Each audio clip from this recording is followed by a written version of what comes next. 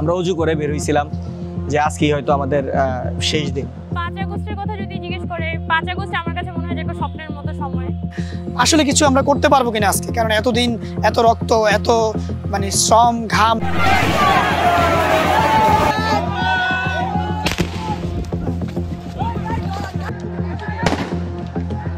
গুলি খাইছে একটা।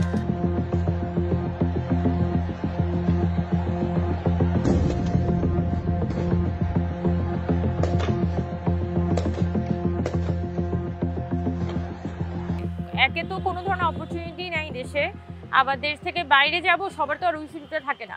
দেশের মধ্যে থেকে যে এখানে আমি একটা চাকরি করে ফ্যামিলি লাইফ লিড করবো, ওই সুযোগটাও হচ্ছে আমাদেরকে দেওয়া হচ্ছে না। সো ওই জায়গায় হচ্ছে মূলত আমাদের কোটা সংস্কার আন্দোলনটা এসকেলেট করে। But it was bound to be মানে একটা অ্যান্টি গভর্নমেন্ট আন্দোলন, বিকজ গত 17 বছরে আসলে আওয়ামী লীগ গভর্নমেন্ট যে ধরনের অত্যাচার, নির্যাতন এবং নিপীড়ন করেছে, এগুলার আসলে মানে এগুলার নানামুখী, নানা মাত্রা। বৈষম্য বিরোধী ছাত্র আন্দোলনের যাত্রাটা আসলে একদমই প্রত্যেকটা মানুষের নিজের থেকে স্বতঃস্ফূর্তভাবে হয়েছিল।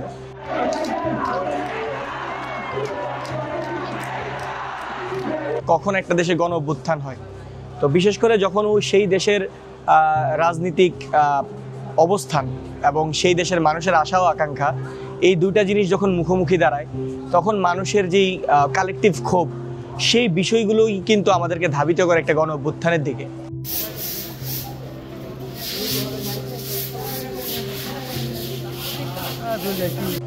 দীর্ঘ 17 বছর বিভিন্ন বঞ্চনা, নাগরিক অধিকার থেকে আমরা বঞ্চিত হয়েছি এবং একদলীয় যেই শাসন, সেই শাসনের মধ্যে আমরা নিষ্পেষিত হয়েছি।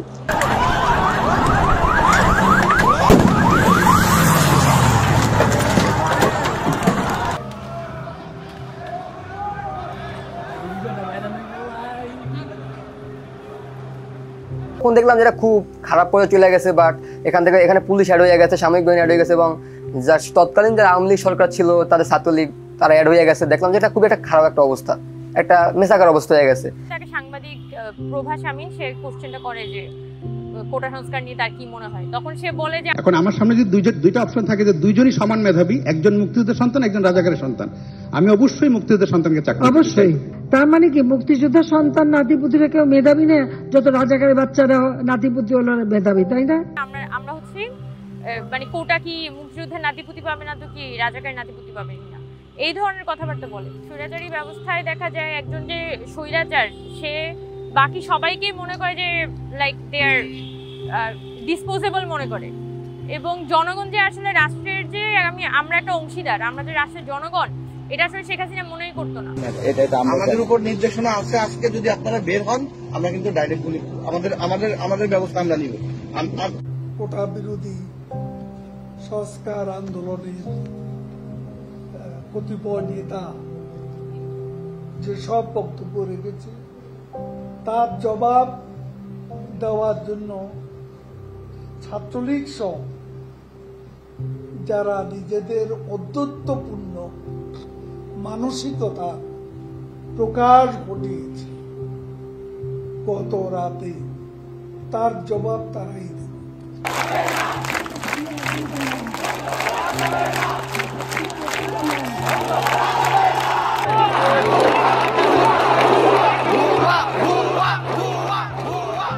শেখ হাসিনা কি করছিল, তার কাছে যখনই একটা যৌক্তিক দাবি নিয়ে আন্দোলন করা হচ্ছিল, সে সেটাকে খুবই তুচ্ছতাচ্ছিল্য করে, এবং তার যে অ্যাজ ইউজুয়াল নিয়ম ছিল যে প্রত্যেকটি তার বিরুদ্ধে অবস্থানরত আন্দোলনকে তিনি যেভাবে জামাত শিবির ট্যাগ দিয়ে, বিএনপি ট্যাগ দিয়ে যে দমন নিপীড়নের যে বিষয়টি, তিনি কিন্তু এই যৌক্তিক ছাত্র জনতার আন্দোলনকেও একইভাবে দমন করার চেষ্টা করলেন। যখন হচ্ছে যে আন্দোলন মোটামুটি 16-17 তারিখে আপনার অলরেডি আবু সাইদ মারা যাওয়ার পরে আমরা সবাই খুবই ক্ষেপেছিলাম। 18 জুলাই তো আমাদের প্রাইভেট ইউনিভার্সিটি স্টুডেন্টদের উপর চূড়ান্ত গোলাগুলি, এবং আমার এখনো মনে আছে 18 তারিখে আসলে যারা ওই রামপুরা বাড্ডার ওই জোনটাতে ছিল, তারা কেউ চোখে মুখে বিশ্বাস করতে পারছিল না যে পুলিশ আসলে গুলি করছে।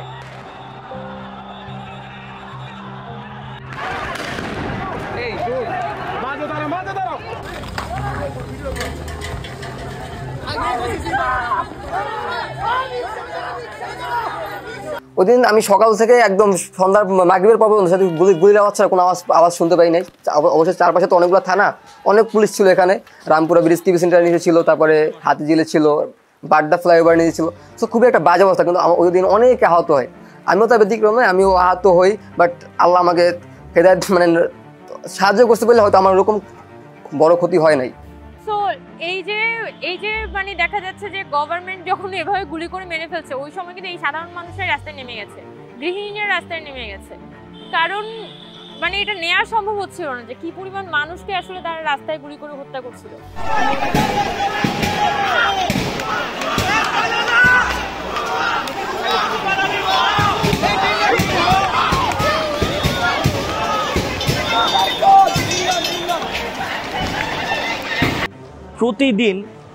প্রতিদিন মানুষের সংখ্যা বাড়ছিল।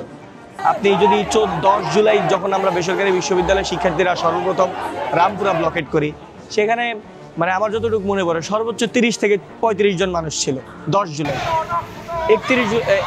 11 তারিখ আরও কিছু মানুষ বাড়লো, 14 তারিখ আরও কিছু মানুষ বাড়লো, এবং সর্বশেষ যখন 15 তারিখ ঢাকা ইউনিভার্সিটিতে হামলা করলো ছাত্র শিক্ষার্থীদের উপর, শুধু ঢাকা ইউনিভার্সিটি না, পুরো বাংলাদেশের ছাত্রলীগ যখন বিভিন্ন জায়গায় হামলা করলো, মেয়েদের গায়ে হাত তুললো, তখন কিন্তু 16 তারিখ, 17 তারিখ, 18 তারিখ তো মানে একদম জনবিস্ফোরণ ঘটলো।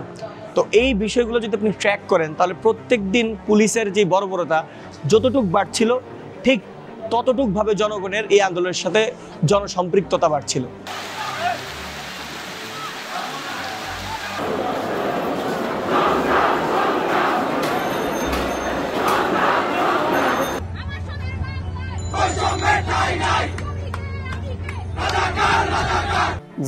এত নিকৃষ্ট রাজনীতি, সব জায়গায় রাজনীতি। সো এই ছিল আমাদের আন্দোলনে যাওয়া। বাট এটা যাওয়াটা কেউ ডাক দিছে বা কারো জন্য গেছি এমন না, নিজের বিবেকে তাও নাই গেছি যে আমার বিবেক বসে না, আর ঘর বেঁচে থাকা যাবে না। তখন যদি ঘর বেঁচে থাকে তাহলে আমার মধ্যে রাস্তাটা কুকুরের মধ্যে কোনো ডিফেন্স থাকবে না। ওই ডিফেন্সটা না থাকার জন্য আমি আসলে গেছি। এখানে অনেক এগিয়ে গেছে, শুধু আমি একা না। 10টা থেকে শুরু হয়েছে, এখন 2:30। এটা হচ্ছে বাংলাদেশ টেলিভিশন মোড়ের সামনে, এরকম নিচে ওই পাশে রামপুরা বাজারের সাইডে ছাত্রদের অবস্থান, জনতার অবস্থান, এই পাশে ছাত্রদের এবং জনতার অবস্থান, মাঝখানে পুলিশ আটকা। আমি ফার্স্ট আহত হই 18 তারিখে বাড্ডাতে, ওইখান থেকে পুলিশের গুলিতে। তো আমার অনেকগুলো সবাই বলেছে বুকে লাগে অনেকগুলা। তো আমি ওখানে জ্ঞান হারিয়ে যাই। তখন আমার বন্ধু বান্ধব বলতে ছাত্ররা ছিল, ওখানে নিয়ে গেছে ব্যাকে মেডিকেলে। ওখানে একটা প্রাইমারি ট্রিটমেন্ট দিচ্ছে, অক্সিজেন নেওয়া ছিলাম কিছু সময়। তো যখন মনে হয়েছে যে হ্যাঁ আমি ডান, আমি যাইতে পারবো, আমি যাইতে পারবো, আমি তখন রাজপথে গেছি। যে আমি আহত নিয়ে যে বসেছিলাম এমনটা না, থাকা যায় না। যখন ব্রেকের মেডিকেলে বাইরে থেকে মুহুর্মুহু খালি গুলির আওয়াজ শুনতেছি, আর চিৎকার শুনতেছি, হাজারি শুনতেছি। 2 মিনিট পর দেখি মেডিকেলে আহত আমার ভাইরা বোনেরা চলে আসতেছে। তো এটা দেখে আমার ওখানে থাকার কোনো মানসিকতা নাই যে হ্যাঁ আমি দাঁড়াইতে পারতেছি, আমি একটা বাস নিতে পারতেছি, আমার একটু এনার্জি আছে গায়ে, ইয়েস আমি রাজপথে আবার যাবো, আমি আবার দরকার করলে আমি পুলিশের সামনে দাঁড়াবো।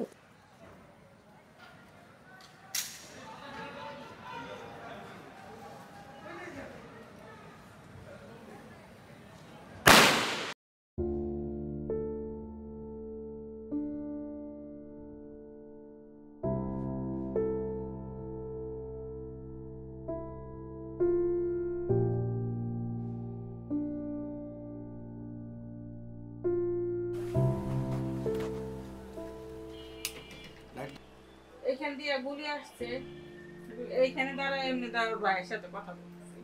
এইখানে একটা গুলি লাগছে, বুকে একটা গুলি লাগছে, 2টা গুলি। একটা গুলি ভেদ করে গিয়ে হেরুন মহিলার ওইখানে লাগছে। আর আমি অনেক কষ্ট করে আবার তানারে মানুষ করছি। আমার ছেলে মেয়ের আমি অনেক কষ্ট করে তিল করে বড় করছি, পড়ালেখা শিখেছি। আমার এখন আমার ভালোবাসার মানুষটা নাই, ভালোবাসা যে কইবা আমি তুমি খাও নাই, মুখটা কালাকে।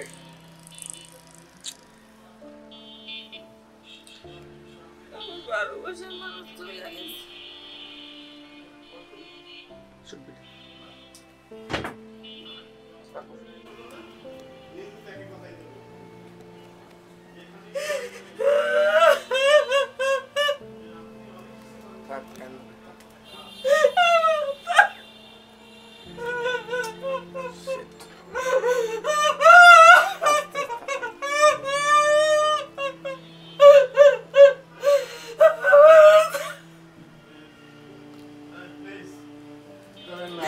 54 বছর ওরাই লুট করে খাইছে। নেতা মুক্তিযোদ্ধা রাখাইছে, কয়টা মুক্তিযোদ্ধা? সব ভুয়া মুক্তিযোদ্ধা। সরকার ঘোড়ার ডিম করে না, সরকার ঘোড়ার ডিম করে। কথা বলতে পারছে স্বাধীনভাবে কোনো মানুষ? এখন বলে। আর এখন আমরা প্রতিনিয়ত করে চোখের পানি জড়াই, কাঁদি। কে আছে দেশে? কে আছে মার সন্তান? কে আছে ভালো মানুষ? সেদিন আসলে আমরা জানতাম না সেদিন যে হাসিনার পতন ঘটবে বা এমন কিছু। 5 আগস্টের ইভেন্টটা যদি বলি, এটা একদমই সিনেমেটিক একটা হিস্টোরিক্যাল ইভেন্ট। আমরা যখন জানলাম যে সেনাবাহিনীর প্রধান জাতির উদ্দেশ্যে ভাষণ দিবেন, তখন আমরা একটা আন্দাজ করছিলাম যে আসলে কিছু একটা ঘুরতে যাচ্ছে। ওনারা এখানে এসেছেন, আমরা সুন্দর আলোচনা করেছি। সেখানে আমরা সিদ্ধান্ত নিয়েছি যে একটা ইন্টারিম গভর্নমেন্ট আমরা ফর্ম করব এবং ইন্টারিম গভর্নমেন্টের মাধ্যমে এদেশের সমস্ত কার্যকলাপ চলবে। আমি আমার প্রিয় মানুষদের বলছিলাম যে কালকে তো সিচুয়েশন খুব খারাপ হতে পারে, হয়তো আর কখনো দেখা হবে না। আমরা অজু করে বের হয়েছিলাম যে আজকেই হয়তো আমাদের শেষ দিন।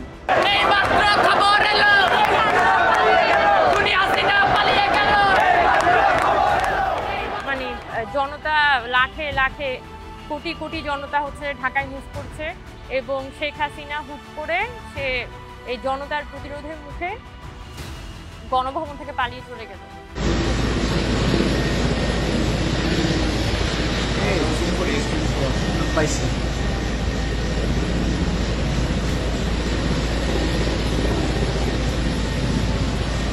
আমরা বিভিন্ন স্ট্র্যাটেজি মেনটেন করতাম যে পুলিশ যখন মাঝখান দিয়ে এপিসি নিয়ে মুভ করতো, আমরা দুই পাশের গলিগুলো দিয়ে আবার বের হয়ে পুলিশকে দুই পাশ দিয়ে অ্যাটাক করতাম। তো এরকম করতে করতে চোর পুলিশ খেলা খেলতে খেলতে প্রায় 1-1.5 ঘন্টা এখানে ব্লাড শেড একদম। একটা ছেলে আমার এখনো মনে আছে, সে একটা টিন নিয়ে দাঁড়িয়েছিল, তো তার সামনে যে পুলিশের এপিসিটা চলে আসছে, পুলিশের গাড়িটা চলে আসছে, সে টিন দিয়ে আর দেখে নাই, মানে সে টিনের আশ্রয়ে টিনটা এখানে রেখে বসা ছিল। তো পুলিশের এপিসি এসে তার 300 তাকে উড়াই দিল। তো সে 300 গড়ায় পড়লো এবং এপিসির উপর থেকে তাকে অনেকগুলো শট করা হলো। সে বেঁচে আছে কিনা মরে গেছে আমি জানি না।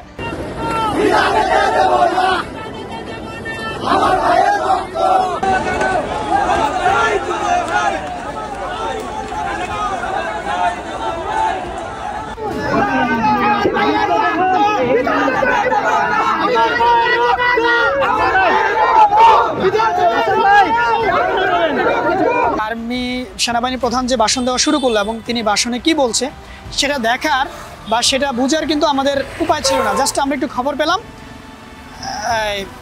যে পিছনের যেই বনশ্রীর যে রাস্তাটা রামপুর অফিসের দিকে আসতেছে, সেই রাস্তা থেকে শিক্ষার্থীরা মিছিল নিয়ে আর্মির ব্যারিকেড ভেঙে রামপুর অফিসের দিকে চলে আসলো। তখন আমরাও ব্যারিকেড ভেঙে রামপুর অফিসের দিকে উঠে গেলাম। এর মধ্যে জানলাম যে শেখ হাসিনা পদত্যাগ করেছে।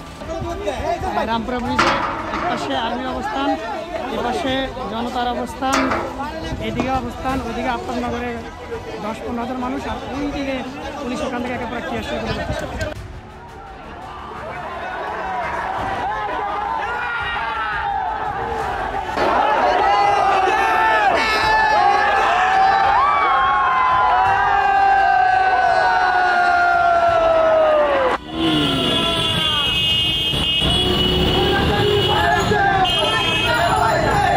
এবং নিজেকে এই ভিড়ের মধ্যে, কোটি কোটি মানুষের ভিড়ের মধ্যে যখন আবিষ্কার করলাম যে আমরা এই জায়ান্টটাকে আসলে একসাথে সরাতে পেরেছি, তখন যে প্রাউড এবং যে আসলে যে পরিমাণ প্রাউড ছিলাম, এটা আনবিলিভেবল, প্রকাশ করার মতো না।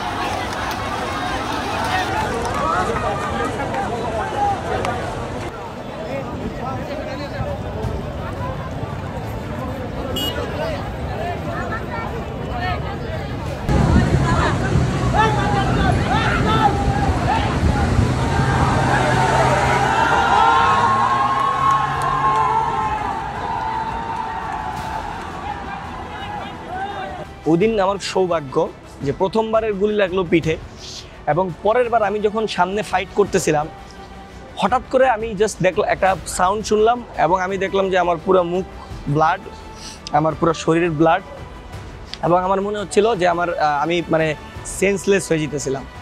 তো তখন আমি জাস্ট চোখগুলো রাব করে জাস্ট দেখতেছি, মানে খেয়াল করতেছিলাম যে আমি দেখতে পারতেছি নাকি।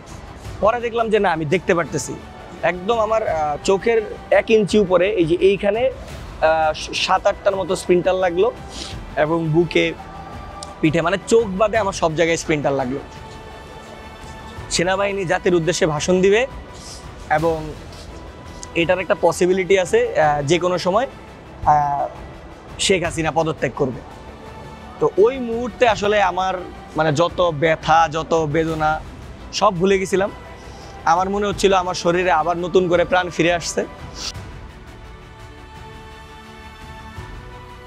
আমরা পদযাত্রা করে গণভবনের দিকে রওনা হই, এবং গণভবনের দিকে যাওয়ার সময় এত বেশি মানুষের ভিড় ছিল, মানুষ ছেড়ে যাওয়ার উপক্রম ছিল না। এর মধ্যে দেখলাম যে গণভবন থেকে যে বিভিন্ন আসবাবপত্র মানুষ স্মৃতি হিসাবে নিয়ে আসছিল, সেগুলো তারা নিয়ে আসছিল। আবার অনেকে চেয়ার নিয়ে আসছিল। আমরা একটু পর বলি যে ভাই চেয়ারটা রাখেন, আমরা চেয়ারে বসি, ছবি তুলছিলাম সবার সাথে। এভাবে হাঁটতে হাঁটতে আমরা আমি যখন গণভবনের কাছে পৌঁছাই, তখন হচ্ছে আসলে এত বেশি ভিড় বলার মতো না। কিছু জায়গায় দেওয়াল ভেঙে ফেলেছিল মানুষ, সেই দেওয়াল ভাঙা দিয়েও যে উঠে যাব সে অবস্থা ছিল না। আমার সাথে আমার ওয়াইফ ছিল, তাকে নিয়ে যে আমি ভিতরে ঢুকবো সে অবস্থা ছিল না।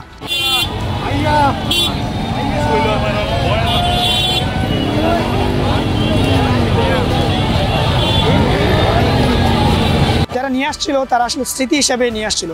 আমরা ইতিমধ্যে দেখেছিলাম যে শ্রীলঙ্কায় যেই গণঅভ্যুত্থান হয়েছিল, যেখানে রাষ্ট্রপ্রধানের বাসভবনে যেভাবে আসলে মানুষজন উল্লাস করেছিল, বাংলাদেশে ঠিক তার একটা রূপ আমরা দেখতে পেয়েছিলাম।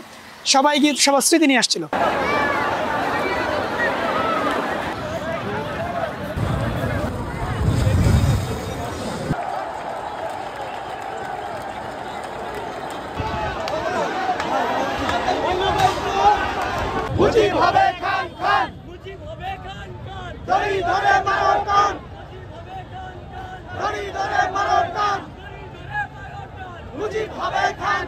আল্লাহর কাছে একটা শুকরিয়া যে এই ধরনের একটা দিন উল্লাস করার এবং আনন্দ করার এবং ইতিহাসের সাক্ষী হওয়ার সুযোগ আল্লাহ করে দিয়েছেন। সে কারণে আল্লাহর কাছে শুকরিয়া আদায় করি।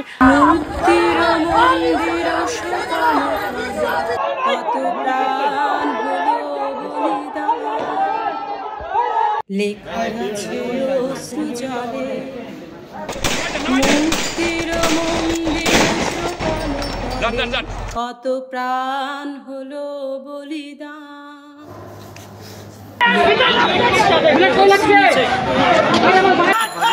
কত বিপ্লবী